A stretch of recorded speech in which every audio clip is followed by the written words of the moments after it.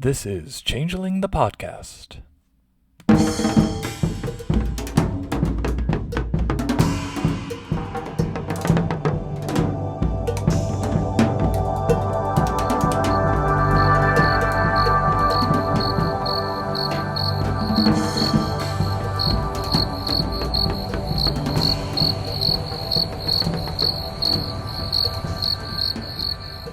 Welcome to Changeling the podcast, where your durance is always just one more self-important and ill-advised "I'd like to speak to the manager" away. I'm your host, Pooka, and I am joined by Fetch. Greetings, Fetch. She lives. I am your co-host. It's so good to be here. Huzzah! So today, we've got another episode wherein we consider a book on the shorter side that really has little to do with Changeling, except that it's an all-purpose blue book for the New World of Darkness, first edition. In this instance, Glimpses of the Unknown. I feel like there should be a little, choral sound effect whenever we say Glimpses of the Unknown. Maybe I'll see if I can, edit that in. I think that the song from the intro to Angel should play. Oh, yeah, that's a good one. Darling Violetta. Probably can't get the rights for this podcast, but anyway.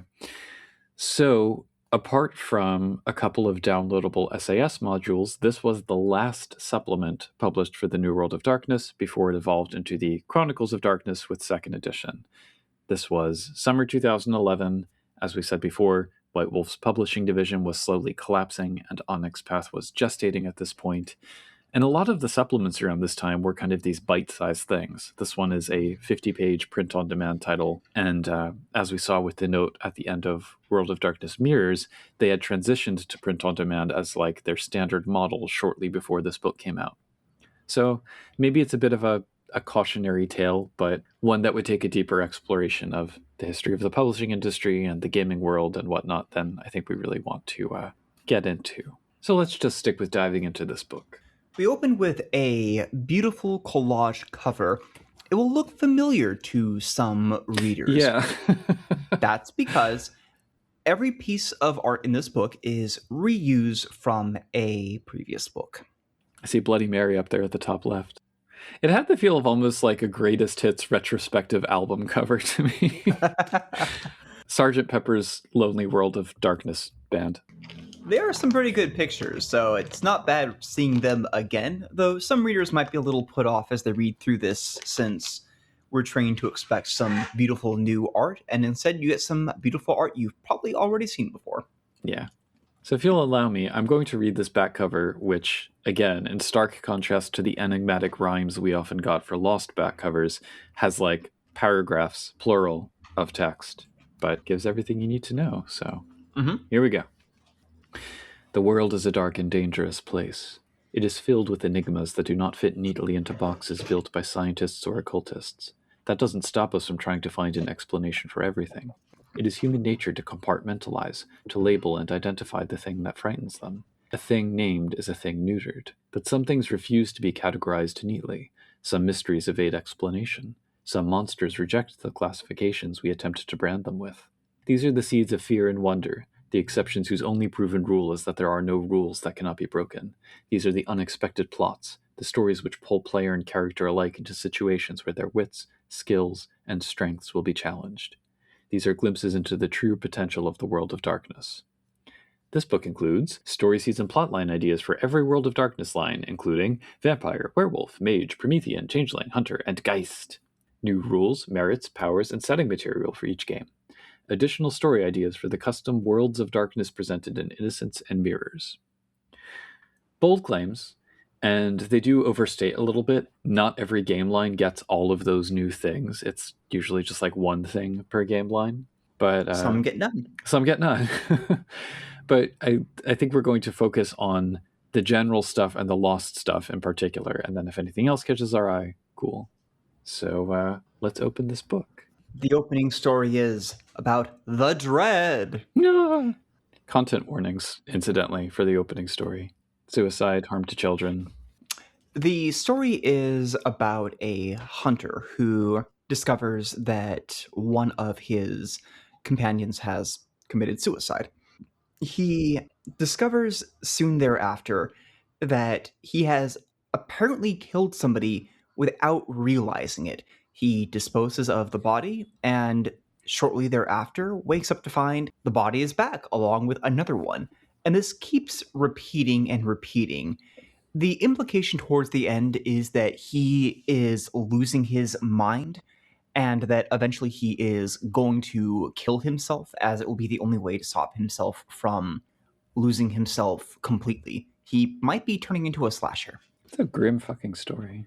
Yeah, it's uniquely unpleasant to read. I think it's interesting to read, but steel yourself for it. Yeah. But it is a good example of one of those things that doesn't fit neatly into this or that game line or splat. And I'll say this for New World of Darkness in particular. They really established a sense of that for the world building, these things that kind of fall through the cracks and populate these blue books. And you can still integrate it into your chronicle, like reading the story. Maybe this is a malevolent keeper playing a sick game, you know? So. Then credits. We have Jess Hartley, Chuck Wendig, Stu Wilson, and 37 artists in a row.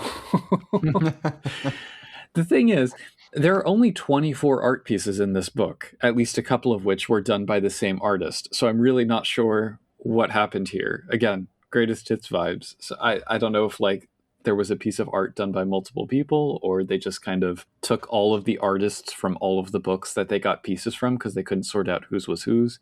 I'm not really sure. But yeah. I am a little annoyed that they use up a lot of extra space in here. They reuse the cover image literally 4 times in this book. Yeah. First the literal cover, then the interior cover that just gives the names of the authors. Then they use it again on the table of contents. And then they just include it right next to that again. So we're only 6 pages into this book, and it's already a little padded. But you figure like the art budget, along with all the other budgeting, must have just been in free fall by this point, right? Yeah, So I feel like it's something that they could have put more money into if it had been a different product, but they were looking to just get some quick ideas out there for the closing. So I understand why they reused artwork. It's just annoying to see the exact same 4 piece in 4 places within 6 pages. yeah. So the introduction here says, again, they're rejecting neat classifications and categories in this book to keep things freaky and enigmatic. The true depths and potential of the world of darkness. The structure is that each section will have story seeds and full plot lines to run with, plus there's crunch in most of these. So let's have a look, starting with the generic World of Darkness. Readers must note that the section World of Darkness begins with the same size text as the introduction and also uses the same formatting. The entire book uses the same format, which is very distracting because it's hard to tell when one chapter begins and then the next one ends. Well, really, introduction has its own like mega header. So I think introduction is the only chapter in the book and everything else is part of it.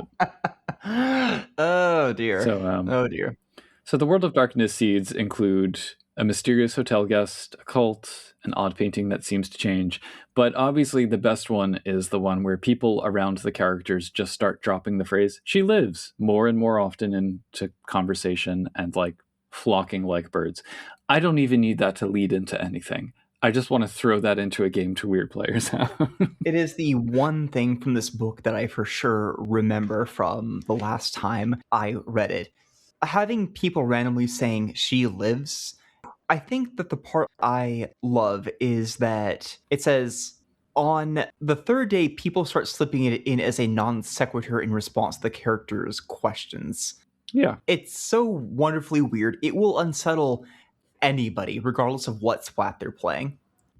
So after the seeds, we get plot lines, which are a little longer and more robust in each of these sections.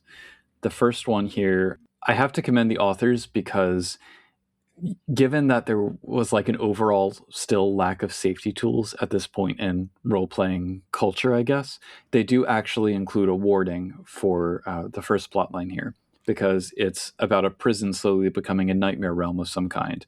And they say, hey, talk to your players about the story before sending their characters to prison. That's actually really good. That's a good note to include. They frame it as just they don't want you to throw players for a loop, but it's better than not warning people at all, especially with that topic. Anyway, it's rather easy to slip that into a lost story as well. But if you're not into that plot line, the other one has an older barfly who doesn't know he's a medium who keeps bringing his dead wife's ghost back in a rather tangible way, which is kind of sad and maybe darkly comic. It plays off of the nagging wife stereotypes. I'm not sure what I think about that. Yeah, that's true. But the description of her is pretty cool for a ghost. Something's not right about her. She's fuzzy around the edges, like a camera phone blown up on a full HD screen. Must have seemed so cutting edge to say that back in 2011, Next, we get the new setting material. Ooh, unnatural phenomena. This is... Well, honestly, it's just one page of content that boils down to, hey, it's okay to have weird, unexplained things happen in your game. Here's a bunch of examples.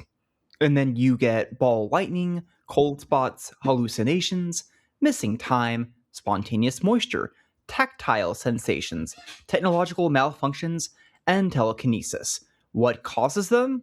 Nothing. It's just the world is weird and slightly broken, so sometimes unnatural things happen. Fine. Something with NWAD in particular is because they didn't make like a proper Ghosts game. Like we got mechanics for them, and I guess there was that supplement, maybe more than one supplement, and we got Geist. But it's not like there's a Wraith game. But as a consequence of that, I feel like the phenomena traditionally associated with hauntings, which I think basically includes all of these, they get generalized into this uncanniness and spoopiness that just kind of defines the setting as a whole, which I don't mind. It's just something that stands out to me by seeing all of these phenomena in a row. Weird atmospheric events to set the mood and indicate weird shit going down. Most of these phenomena are things that ghosts can do. Not every ghost, but one or another. Ghosts in World of Darkness seem to bend reality around them to allow them to do whatever befits their nature. So a woman who drowned may have the ability for her ghost to fill your lungs and make you suffocate, for example, right? Incidentally, although there isn't a direct Ghost game, Geist, particularly when we get to the second edition of the game, does really fit that vibe. The second edition goes hard for a lot of concepts that reflect the Stygian underworld, and the Sin Eaters themselves feel a lot like the Risen from Wraith. Well, just to specify, I am talking about first edition in particular, because I do think second edition has different approaches, which we'll get to when we talk about the God Machine Chronicle. First edition does have a full write-up for playable ghosts, but it is in Mummy the Curse. Oh, hey, how about that? Yep, it's you get to play as the ghost that guards the mummy's tomb, and presumably they can go on adventures with you, which is neat. And then you can possess a bouquet of flowers and smother people to death. Anyway, after that come all the splats in a row before we get to the mirrors and general stuff at the end. So before talking about the Changeling section, I just kind of want to rapidly go through all of the others to talk about what could potentially be pulled out. So we start with Vampire the Requiem. Seeds and plot lines, not important. What we do get crunch-wise is a supernatural lore merit, kind of like a more in-depth form of a cult that covers focused topics ranging from bloodlines to, hey, fetches. How about that? There is a double mechanic that flows from that where you can either remember something or research something in your lore. I don't know, though, is this really any better than just having a specialty in a cult? Like, would you use this? Would you spend dots on this? Let me frame it that way. Let's take a step back. First off, this should not be in Vampire the Requiem section. Vampire the Requiem is, like Masquerade, about vampires. And yes, it does, get into weird corners of the world. But I'm not clear why this isn't in the Mortal section or a section for Hunter the Vigil. It just seems really out of place here. As for whether I would allow it, yeah, I think it's great to have an additional thing that can enable people to more easily uncover stuff about the world of darkness. I'm also not convinced that it needed to be here in this section. Your point about it being something that goes under occult is well taken, and let me double check to see what they know about it in the original world of darkness. It says from the NWAD core book, knowledge and experience of the world's various legends and lore about the supernatural not only knows the theories, myths, and legends, but can discern quote-unquote fact from rumor. And oh wow, this is way more powerful than I expected. Yeah, no, a cult can just straight up cover this. I don't see why it wouldn't. Yeah. I guess this is more of a narrative permission in games where the storyteller doesn't want to just say, yeah, sure, you can roll to know about vampires, take this merit. But I could go either way on it. Or an excuse for players to say, well, I know that they have these disciplines.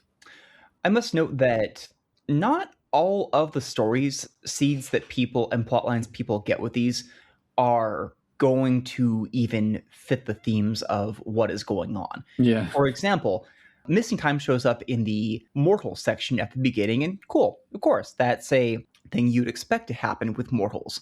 But then it shows up again with vampires and has really stretched to fit it in with that.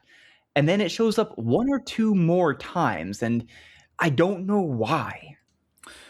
Well, speaking of that makes a good segue, because for Werewolf the Forsaken, I really didn't see much utility for almost anything in here, except the first story seed actually felt really fey to me, because it's about everybody slowly getting the same song stuck in their head.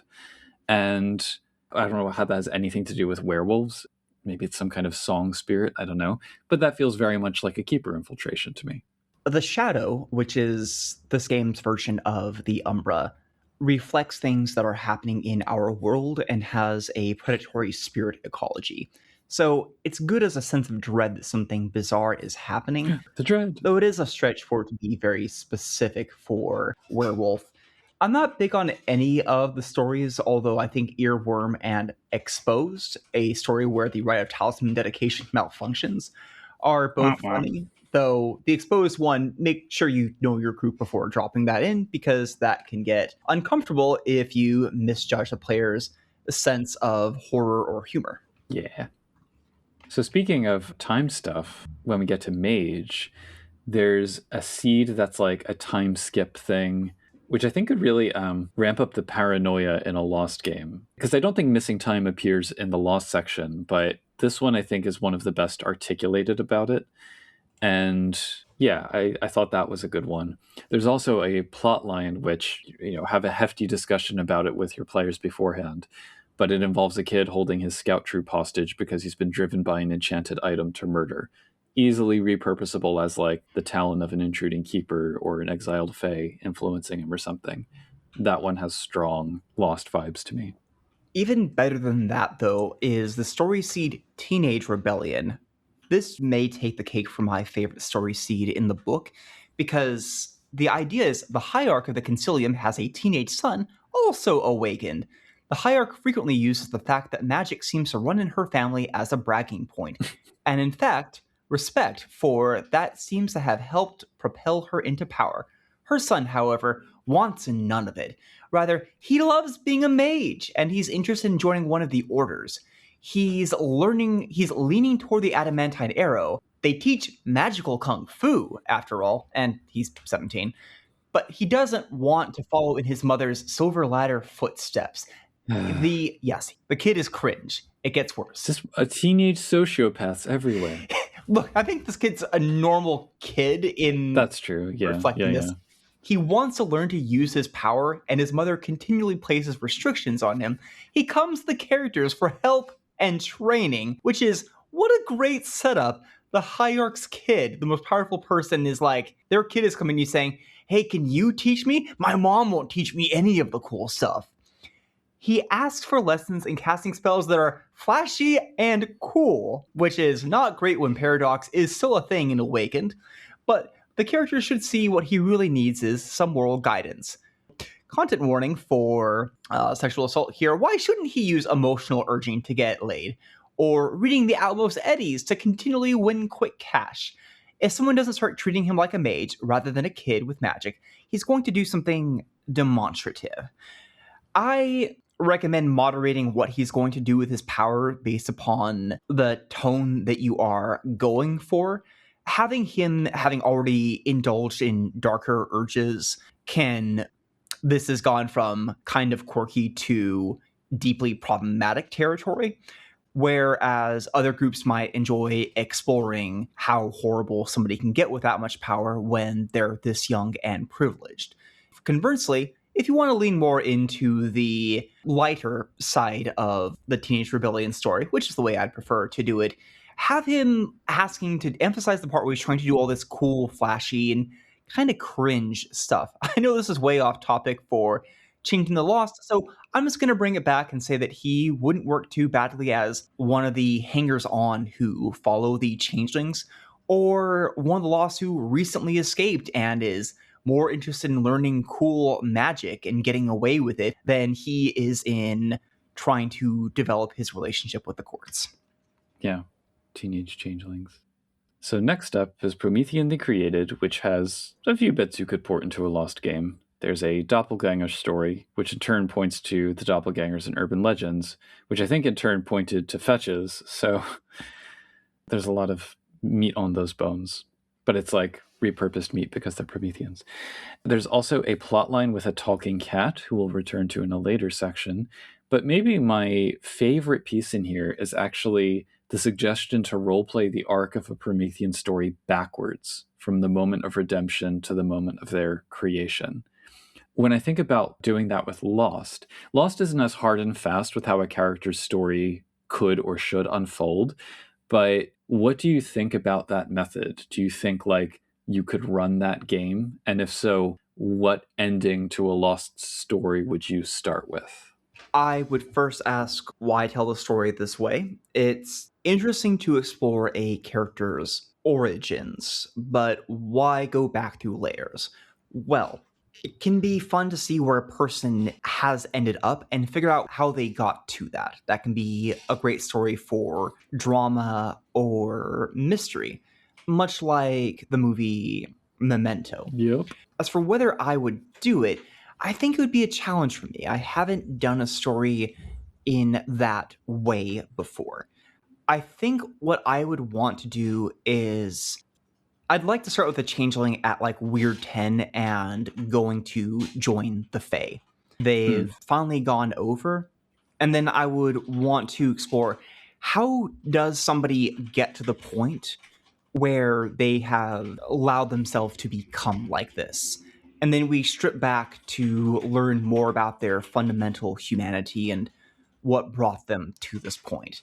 I think if I did that, though, I would also be interested in a follow-up of, is there any way to getting back to the kind of person you were before your weird maxed out and your clarity bottomed out?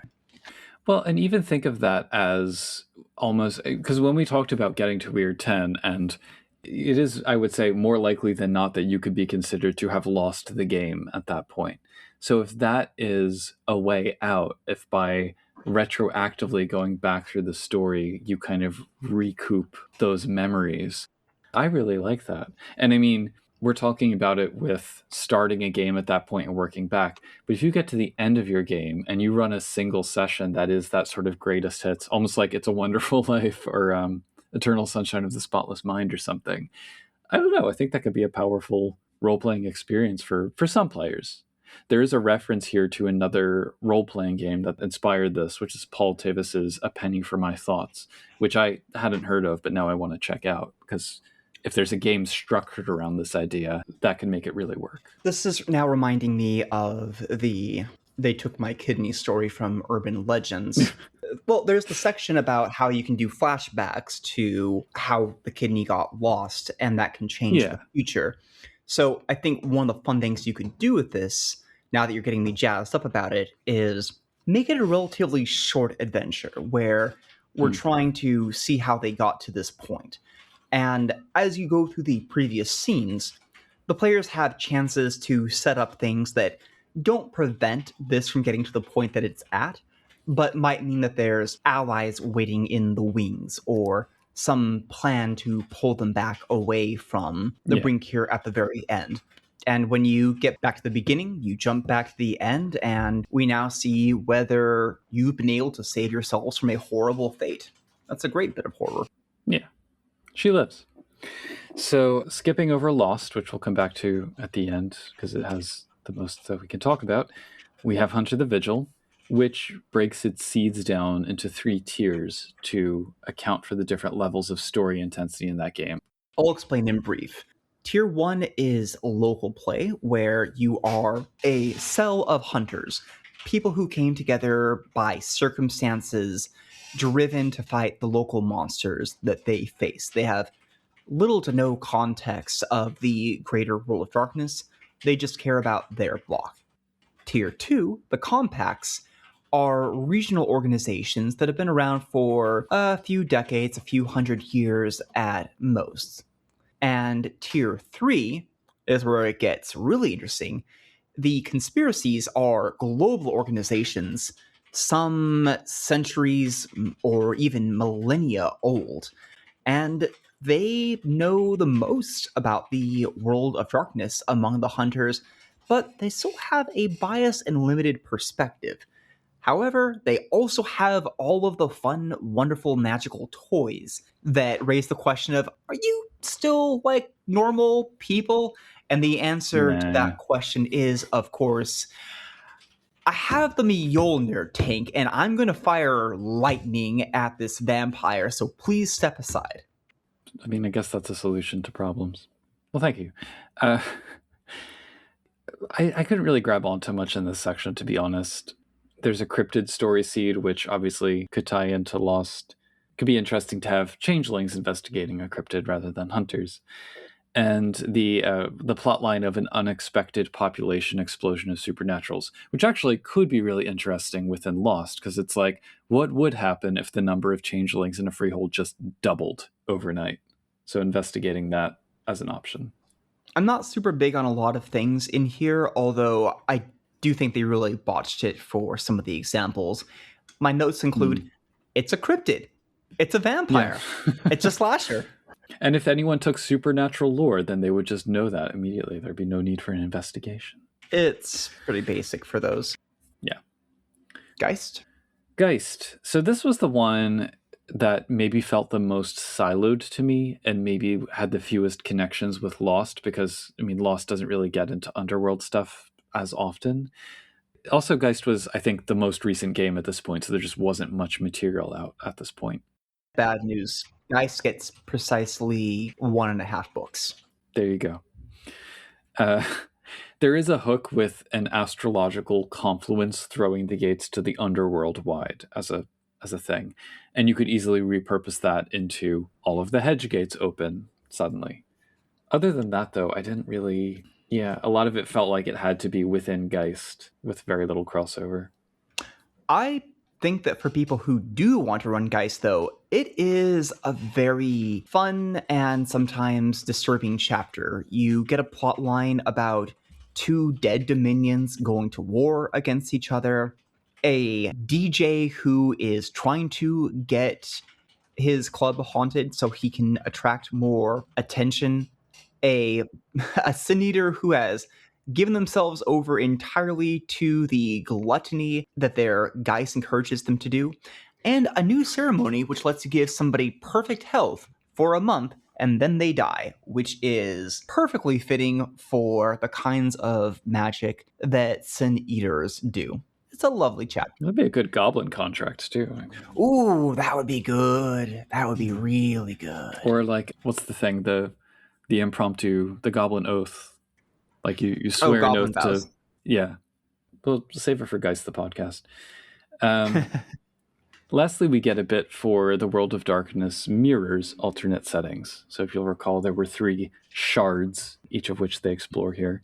For the World of Darkness Revealed, we get the seeds of civil rights for monsters, which makes me think of that one plotline from True Blood, and some general rhetorical questions about which monsters may still be lurking in the shadows. There's a plotline of a mage running for president, which I actually kind of love, especially if you make it into a changeling running for president in this They context. also have the great note that The characters may just be bystanders watching it unfold, Yeah. but even better, put them at the heart of the action. Make this a kind of magical driven West Wing. Put them in the roles Oh my of God, various yes! staffers. Yeah, right. Secret Ah. Service, chief of staff, speechwriter, economic advisor. Perhaps the characters are themselves mages or monsters. They can watch him refuse to use magic to influence his candidacy or witness him give into the temptation. Give them a stake in his candidacy and then watch it all unravel. It's beautiful. I would run a story like that. Obviously, that's too good. For World of Darkness Destroyed, the seeds include a disintegration of the laws of reality and an unlikely savior story, while the plotline, the longer one, is about chasing a rumor of a place to escape to get out of this apocalyptic world. The first one could be interesting from a Lost perspective. What if everyone needs to start swearing oaths on this side of the hedge? That'd be like Ooh. my version of the apocalyptic moment. Oh god, that would be fascinating. Yeah, like humans have to start swearing with cars and whatever else. Yeah, otherwise the car isn't going to start. Well, Yeah. what do I get out of this deal? Yeah. And obviously the escaping the world to somewhere better, it's that, is the hedge actually somewhere you want to escape to? I would love to see Reality is Bleeding as its own little book. Yeah. And then World of Dark Fantasy, the seeds are dragons, full stop, or a new form of magic beginning to infect its way through the world. The longer plotline is about merging the secret world behind the Wound Gate, if you'll recall that term from Mirrors, with the general Earth, which, as a sidebar right at the end helpfully points out, essentially merges all three shards into one big finale. It has my favorite paragraph. It's dragons versus F-16s. It's New Yorkers with lead pipes trying to beat back equally desperate Shatterlanders. It's the United States versus the occult states. Both claim to be America. I know which one I'm voting for. So this Mirrors continues to not be my favorite mode of play, but there are some interesting bits in here, and I would pull stuff out of this. I love the one where the supernaturals are out and about. Vampire FBI agents, Prometheans on the industrial line, werewolves who hunt and kill Japanese whalers, changeling computer programmers, mage celebrities. I would definitely go for that. Yeah. All right, so backing up a few pages, now we get to Changeling the Lost. So here we will dig into the options a little bit more. Well, we begin as usual with some seeds. Yes. Pussycat is about a hedge beast companion who is unwittingly a spy. Her name is Kit, and she is a sweetheart who has no idea that a rival Lost faction, a keeper, or something else might be watching you. And interestingly, this one gets a sequel. Which... Yes, content warning for animal harm. Yeah. This one assumes that the player characters kill Kit. Then Kit comes back and keeps coming back no matter how many times they kill them. As cats tend to do.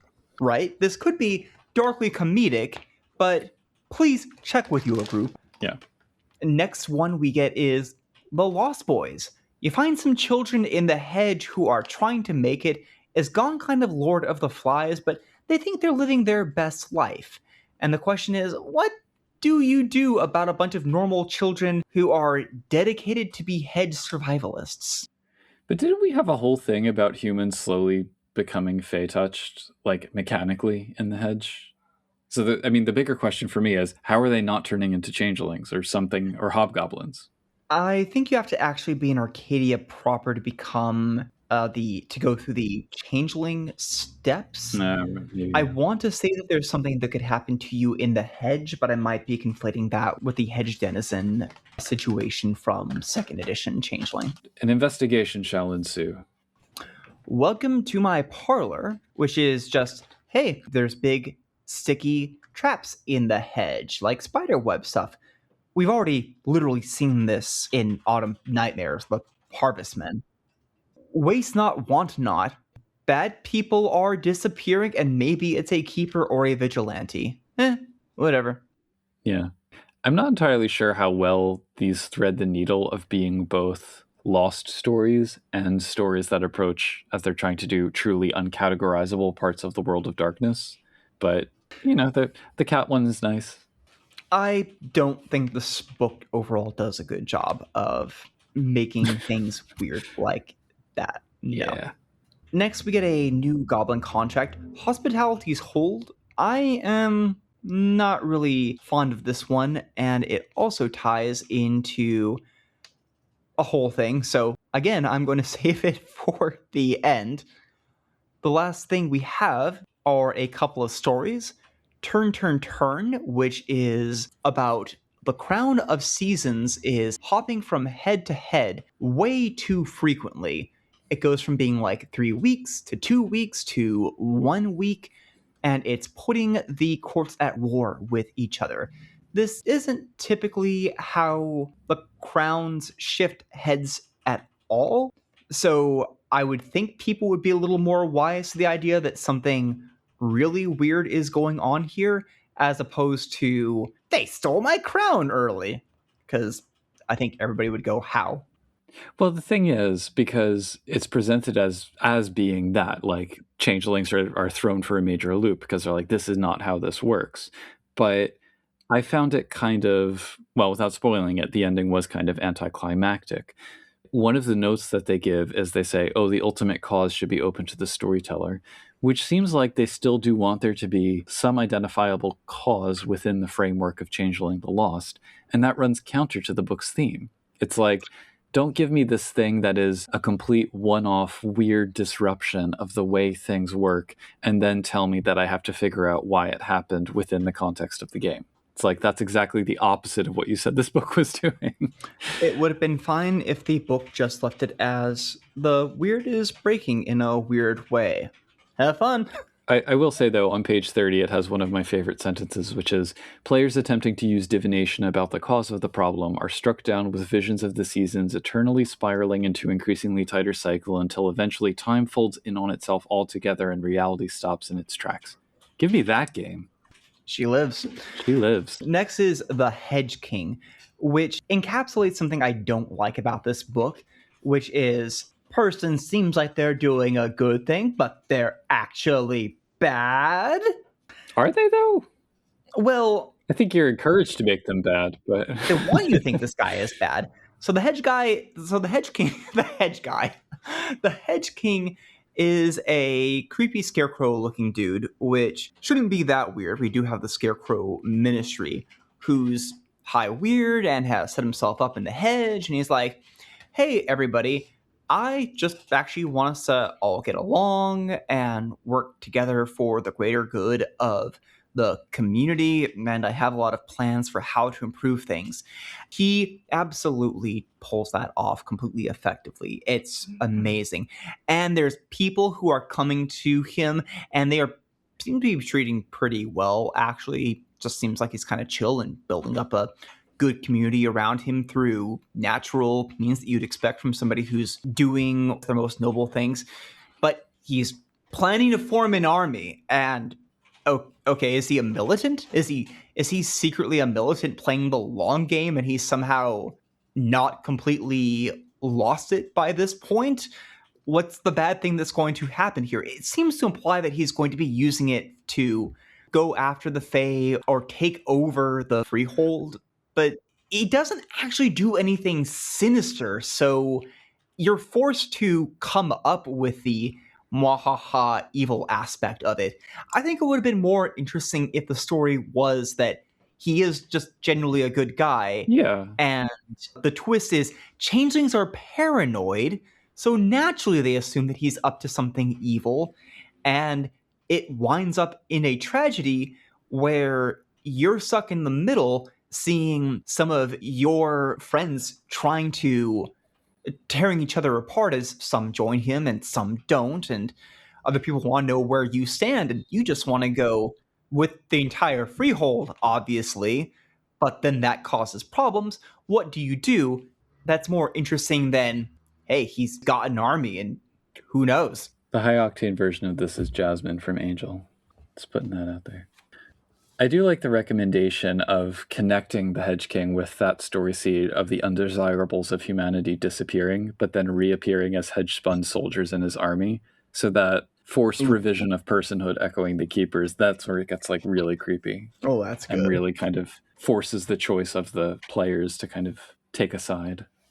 But let's go back to this Lord's Goblin Contract. So there's three things here, Pooka, and I'm curious how you're going to weave them together. Masterful that you are, she lives. She lives. Marked Man, the story seed, the new Goblin Contract, Hospitality's Hold, and a new supernatural trait, Violation Marks. This altogether is almost a page and a half content for what is ostensibly a story seed. Yeah. All right, with this, so the Marked Man story seed, you have this mysterious outcast lost who arrives with violation marks, and that's what directs us to the sidebar. The violation marks are what the contract does. You take an area up to the size of a building. It has to be already marked as a place of hospitality. You spend up to 5 points of glamour while you walk its perimeter, and actions that do or do not reinforce the area's hospitality get that much of a bonus or penalty until the next dusk or dawn. So if anyone violates the hospitality of the space during that time, they get these violation marks. Those last for a number of months equal to the points of glamour spent, which it renders as levels of enforcement. The marks can be almost anything, but they are symbolic of both the casters' and violators' natures. So the examples they give are like, a lightning quick host's contract may leave a rippled scar in the shape of a bolt on those who violate his hospitality, or a wolfish hunter hearts might leave a series of weird bestowed claw marks. So it's almost like these different brands that signify the changeling who cast it. Mechanically, I feel like you'd want to get more out of the contract than having it last until dawn or dusk. If it's going to be like essentially branding as a punishment, then I feel like having it last for a number of hours kind of takes the teeth out of it. But also it feels like more of a narrative device than something you'd actually want to have as a player. But yeah, that was kind of my takeaway from that complex of stuff. I think it would be interesting to use the story seed to introduce that to the setting. Like someone has discovered this contract and suddenly people start turning up with these marks and they're slowly spreading. That could be a hook. I did not like the idea of this goblin contract. It doesn't feel like a goblin contract to me. It just feels like a thing that any changeling might be able to do, or an optional system to put onto your freehold. Usually goblin contracts have some disadvantage to activating them or some surprise twist, but there's nothing like that here.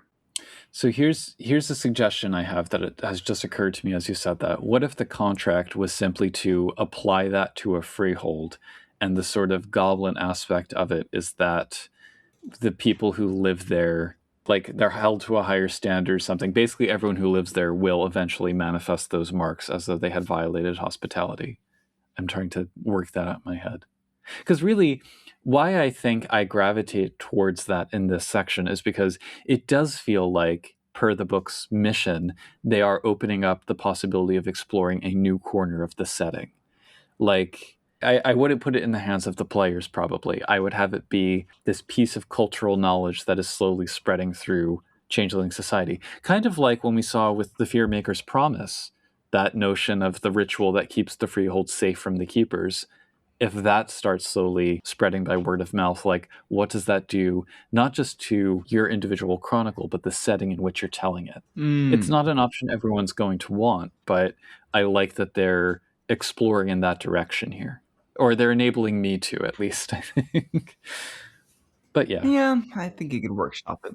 It is definitely more flavorful in the telling than in the purchase and usage, for sure. I think that's everything. Should we go on to thoughts of book for the whole? Yeah, I mean, overall, it's fine. It does feel a little bit like they're scraping the bottom of the barrel at this point. And or, they're trying to claim these are the messy bits at the edge of the setting. I would question that. I think a lot of these can easily be contextualized into multiple game lines, except when they're hyper specific. But I kind of feel like scraping the bottom of the barrel is kind of a testament to how thorough the game lines have been at this point in the explorations of their subject matter. Like, if Lost has been explored so thoroughly at this point, and I think Victorian Lost was the only thing we got after this for first edition, that the most we get is some story seeds which are like, yeah, that's fine, and plot lines that are, sure, and a Goblin Contract that's, yeah, I guess, then maybe it does feel like a complete game. And what's left is for tables to come up with their own thing, take what's provided and run with it. So I don't know, isn't that reassuring in a way? I love the idea that they have explored everything, but let's be honest, there is a second edition which does add on True. more content and plenty of fan material. Most notably from the official content, second edition will introduce the God Machine, which is a general explanation for the vast weirdness of the world without truly having to explain everything. And at the end of the Chronicles game line, we get the Contagion Chronicle, which is maybe even better than Glimpses of the Unknown for doing Glimpses of the Unknown. It's a whole book about reality breaking down and how that breaks down reality for the individual supernatural beings to the point where they may want to team up with each other to deal with these nascent threats. Yeah. I enjoyed my time with Glimpses of the Unknown. There's a lot here that I wouldn't use, but there is enough here to inspire stories that, again, I think it's worth looking at. If you've got a little money to burn, you've read through all of your favorite books, and you're just craving a little more content. But if you're looking for high weirdness and strangeness, I think you'd be better off with going with one of the earlier books, such as The Midnight Roads or Mysterious Places. At least I didn't think there were any truly horrible ideas in there, though admittedly I only skimmed for the non-lost splats. So, like, yeah, bite-sized inspirations. There were plenty of them that I felt were a little too obvious or didn't match.